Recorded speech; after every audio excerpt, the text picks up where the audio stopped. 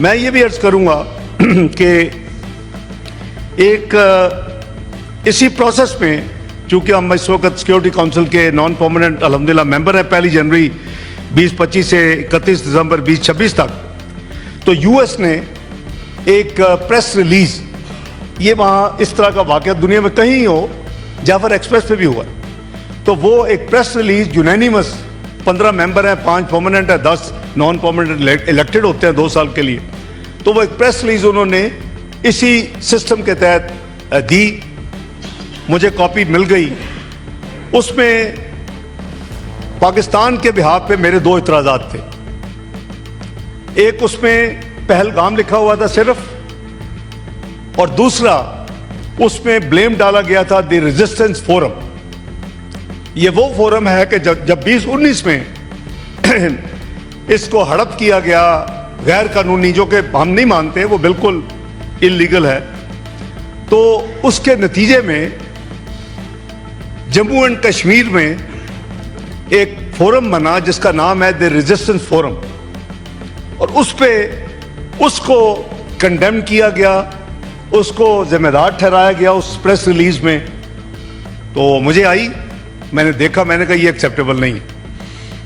پہلگام کے ساتھ آپ کو لکھنا پڑے گا جموں اینڈ کشمیر۔ ہماری شٹلنگ ہوئی، آبویسلی یہ دن ایسے ہی ہیں کہ کیونکہ ٹائم کا بھی گیپ ہے، ادھر نیو یارک میں ادھر میں نے اپنے امبیسڈر صاحب کو، جو ہمارے پرماننٹ ریپرزینٹیٹیو ہیں آصف افتخار صاحب، ان کو کلیئر انسٹرکشنز دیں کہ آپ لکھ کے 2 امینڈمنٹس اس میں ڈال دیں، کیونکہ کنسنسس کے ساتھ یہ ایشو ہو سکتی ہے، ورنہ یہ ایشو نہیں ہو سکتا۔ ہم اس وقت تک نہیں کریں گے، اور میں نے کہا ان کو بتائیں کہ دنیا میں لنڈن سے 3 یا 4 ہیں، تو اگر لنڈن میں کوئی واقعہ ہوتا ہے تو کیسے لنڈن لکھیں گے، ساتھ آگے یو کے لکھیں گے یا کینیڈا لکھیں گے یا یو ایس اے لکھیں گے یا آسٹریلیا لکھیں گے؟ بھئی ایک جگہ ہے، لکھو نا، کیوں شرما رہے ہو جموں اینڈ کشمیر لکھنے میں؟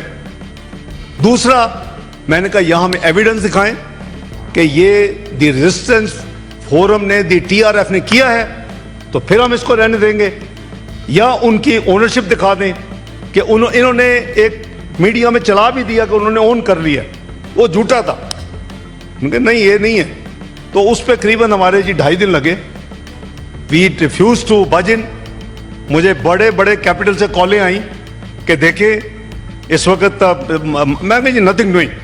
یہ نہیں ہو سکتا، پاکستان ول ناٹ ایکسیپٹ۔ وہ کہتے ہیں آپ پہ بلیم آئے گا، پریس ریلیز نہیں ہوئی، اتنا بڑا واقعہ ہوا، آپ کے جعفر ایکسپریس بھی یہ آئی تھی، کنڈیمنیشن کی، ٹیررسٹ ایکٹیویٹی کو کنڈیم کیا گیا تھا۔ میں نے کہا وی آر ریڈی،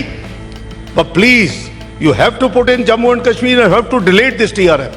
اللہ کے فضل و کرم سے جناب چیئرمین پاکستان کے کو یہ مبارک ہو، اور آپ کو، کہ ہم نے وہ دونوں چیزیں امینڈ کر کے وہ پریس ریلیز پہ جاری ہوئی اور پاکستان کے موقف کو تسلیم کیا گیا۔ جناب چیئرمین دیکھیں، میں آپ کو بالکل کیٹیگورک کہہ رہا ہوں، اور اپنی تسلی ہونے کے بعد کہہ رہا ہوں، ایسے واقعات میں ہم کئی لوگ جو اس ہاؤس میں بیٹھے ہیں 30 35 سال سے انوالو ہوتے رہے ہیں، اور ہمیں ایک ہسٹری کا پتہ ہے۔ بالکل اپنے آپ کو مطمئن کرنے کے بعد، اب کوئی 1 in ٹریلین کوئی چانس ہو تو مجھے پتہ نہیں ہے، I can now assure this